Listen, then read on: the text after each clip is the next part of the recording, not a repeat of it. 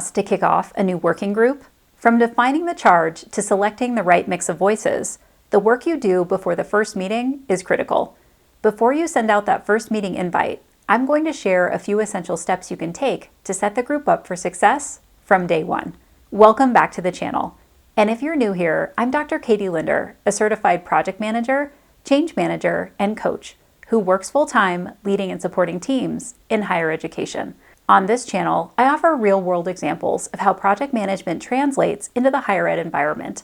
If you're looking for ways to use project management tools and skills, both professionally and personally, to bring more ease to your work and life, you're in the right place. In this video, we're diving into the pre-planning steps that can make or break your next working group. As someone who has launched and facilitated a number of different working groups, I'm pulling back the curtain to show you exactly what steps I take to prepare for a successful launch. First, let's start with defining a working group. A working group is a temporary team assembled to address a specific issue, solve a problem, or produce a deliverable.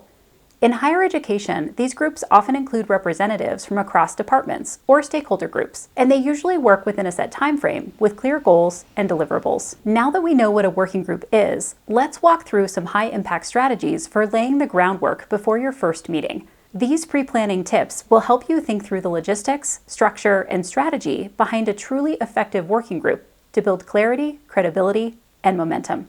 First, you want to start by drafting a working group charge. This is a clearly written document that outlines the group's purpose, the specific deliverables they're responsible for, and the timeline for completion. Next, take the important step of previewing the charge with stakeholders. Share the draft charge with key community members or decision makers for feedback. This helps ensure clarity, surface any blind spots, and build early buy-in. Then you'll want to identify representative groups that need to be included in the working group. Consider who needs to be in the room.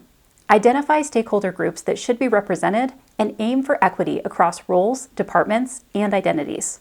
After that, gather feedback on your representation plan. Before sending out invitations, ask colleagues to review your proposed list of representative groups. This can help surface perspectives that you may have missed. Now, you'll want to choose effective co-facilitators for the group.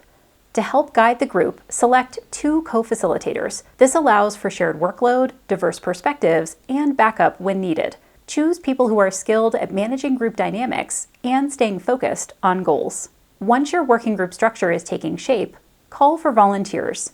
Invite interested participants to express interest in joining. Ask them to note which stakeholder group they represent. This will help you track balance in your membership.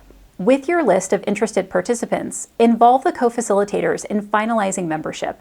Bringing in your co-facilitators ensures strong alignment with the charge and helps maintain good group chemistry. Don't forget to offer alternative levels of engagement. Not everyone needs to join the group to stay involved. Offer the option to receive updates or be consulted occasionally without taking on a full member role. You'll also want to clarify administrative support early on. Make sure it's clear who is responsible for logistics, like scheduling meetings, sending emails, and taking notes. This behind-the-scenes work is essential for group momentum. Then, you can set up a communication channel for the group. Create a centralized space, like a Teams channel or a shared drive, where materials and updates will live.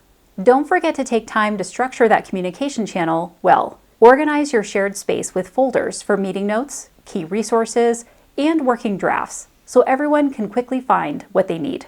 After all of these steps, it's finally time to schedule a launch meeting to bring the group together. Plan for at least 60 to 90 minutes and invite the executive sponsor to attend. Use this session to review the charge, answer questions, and set the tone. You can also use the launch meeting to establish a shared knowledge base to get everyone on the same page. Provide a reading, data set, or short presentation at the launch meeting so the group begins with a common foundation. Taking the time to pre-plan your working group pays dividends.